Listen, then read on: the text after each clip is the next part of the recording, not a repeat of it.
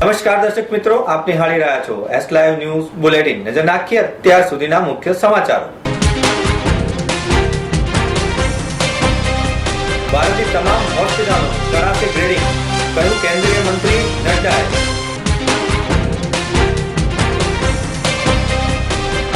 ભાજપ સ્થાપના દિન પ્રસંગે ભારત માતા કી જયના નારા સાથે યોજાઈ ગૌરવપૂર્ણ.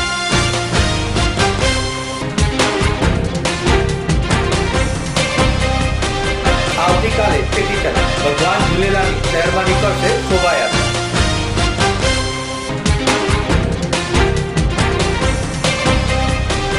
આર ક્રોમા દ્વારા અમદાવાદમાં ડેનિમ કાર્નિવલ યોજાય.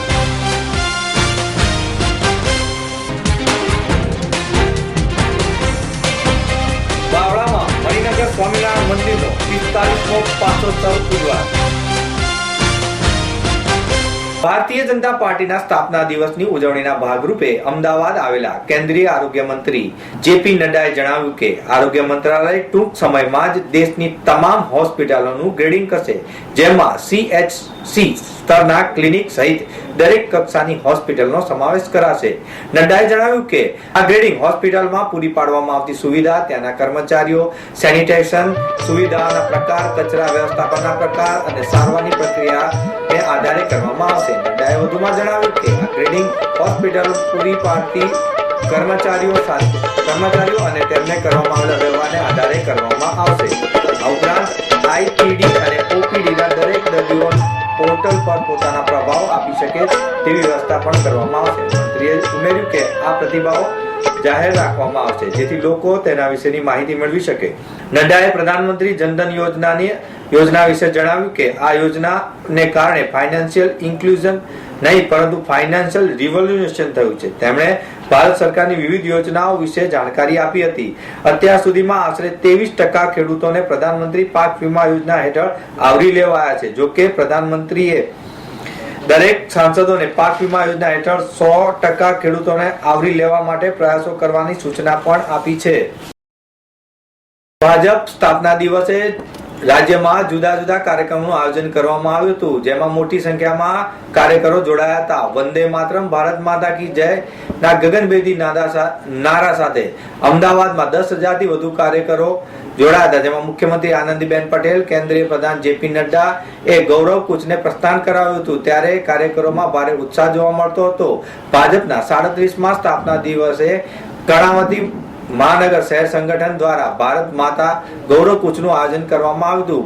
ભાજપ શહેરના મીડિયા સેલના અગ્રણી ડોક્ટર હેમંત ભટ્ટે જણાવ્યું કે લગભગ 10,000 કરતા પણ વધુ કાર્યકરો સરદાર પટેલ સ્ટેડિયમથી નવરંગપુરા ખાતે એકત્રિત થયા હતા અને શ્વેત વસ્ત્રમાં સજ્જ ભાજપના કાર્યકરો હાથમાં ત્રિરંગો અને ભાજપનો ધ્વજ, રાષ્ટ્રીયતાના અનેક પ્રેરણાદાયક સૂત્રો અને લખેલા પ્લેકાર્ડ સાથે ચારની હરોળમાં શિસ્તબદ્ધ રીતે ગોઠવાયા હતા, જેનું કેન્દ્રીય મંત્રી જેપી નડ્ડા અને મુખ્યમંત્રી આનંદીબેન પટેલ અને રાષ્ટ્રીય ઉપાધ્યક્ષ પુરુષોત્તમ રૂપાલાએ કેસરી ધ્વજ ફરકાવીને પ્રસ્થાન કરાવ્યું હતું. ત્યારબાદ આ કૂચ સુભાષ બ્રિજ ખાતે બનાવાયેલ ખાસ સભા મંડપમાં સભાના રૂપમાં ફેરવાઈ હતી, જ્યાં આગળ મુખ્યમંત્રી આનંદીબેન પટેલ, ઉપાધ્યક્ષ પુરુષોત્તમ રૂપાલા તેમજ અન્ય મહાનુભાવોએ તેને સંબોધન કર્યું હતું અને કાર્યકરોમાં જોશ અને જુસ્સાહનો માહોલ સર્જાયો હતો.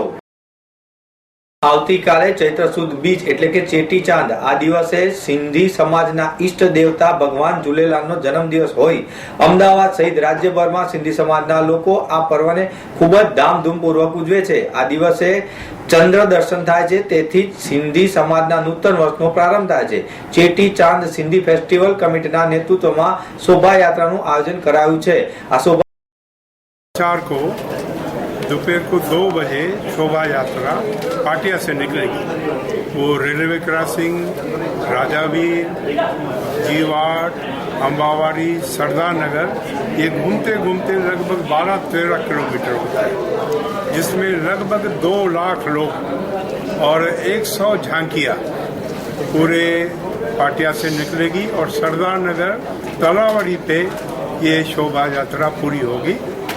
और जैसे आपको बताया गया कि 11/4 को गवर्नर साहब के वहाँ राजभवन में 7 से 9 बजे तक एक कल्चरल प्रोग्राम, सांस्कृतिक प्रोग्राम रखा गया है.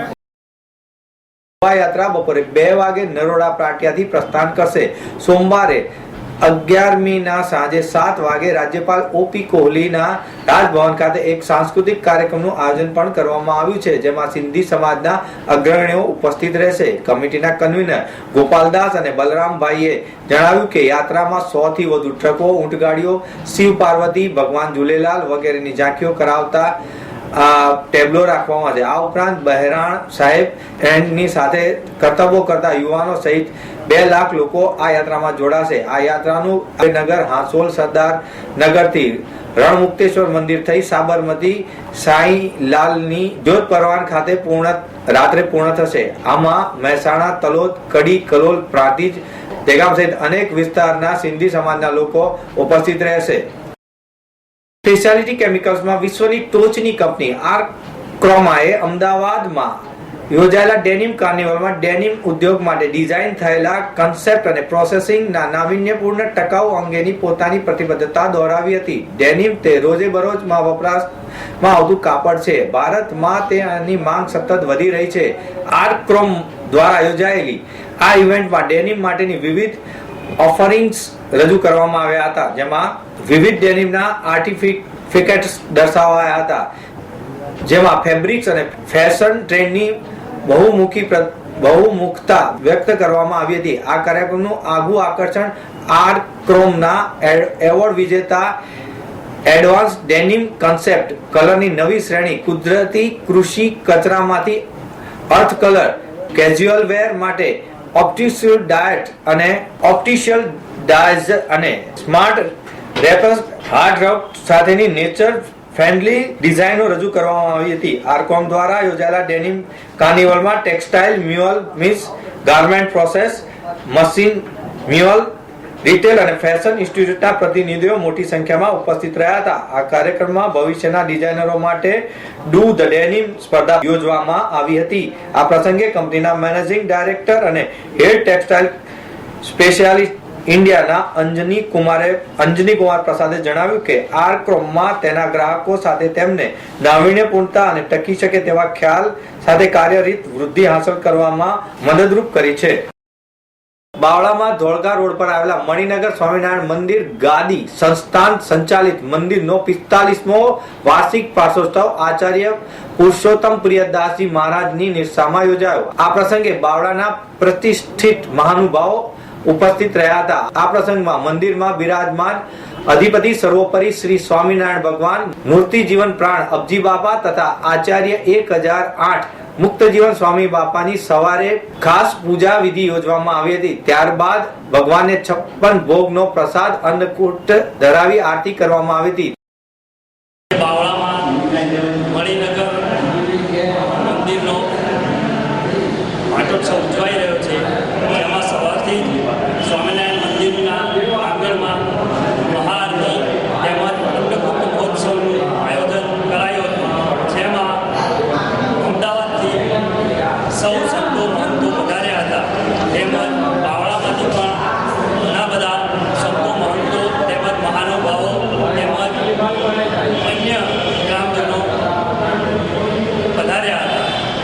સવારથી જ મંદિરના પ્રાંગણમાં ખૂબ જ સુંદર માહોલ જોવા મળ્યો હતો.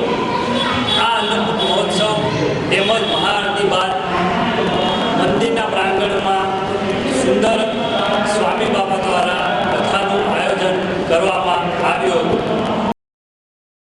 આ પ્રસંગે આચાર્ય સ્વામીએ જણાવ્યું કે મન કહે તેમ ન કરવું, પણ ગુરુ કહે તેમ ચોક્કસ કરવું, જેથી સુખની પ્રાપ્તિ થાય. ગુરુ 3 કાળ જાણતા હોય છે, માટે શિષ્યનું હિત જેમાં સમાયેલું છે તે જ વાત ગુરુ કરતા હોય છે. ગુરુને પોતાના શિષ્યના હિતનું સતત ચિંતન હોય છે, માટે જ ગુરુ પોતાના શિષ્યને મોક્ષ માટે માર્ગદર્શન આપતા હોય છે. અંતે સ્વામિનારાયણ મંદિરના આચાર્ય દ્વારા મીડિયાના ખાસ સહકારને પણ આભાર માનવામાં આવ્યો હતો. તો મિત્રો, આ હતા અત્યાર સુધીના મુખ્ય સમાચારની ખાસ ગતિવિધિ માટે આપ નિહાળતા રહો S Live ન્યૂઝ બુલેટિન. નમસ્કાર.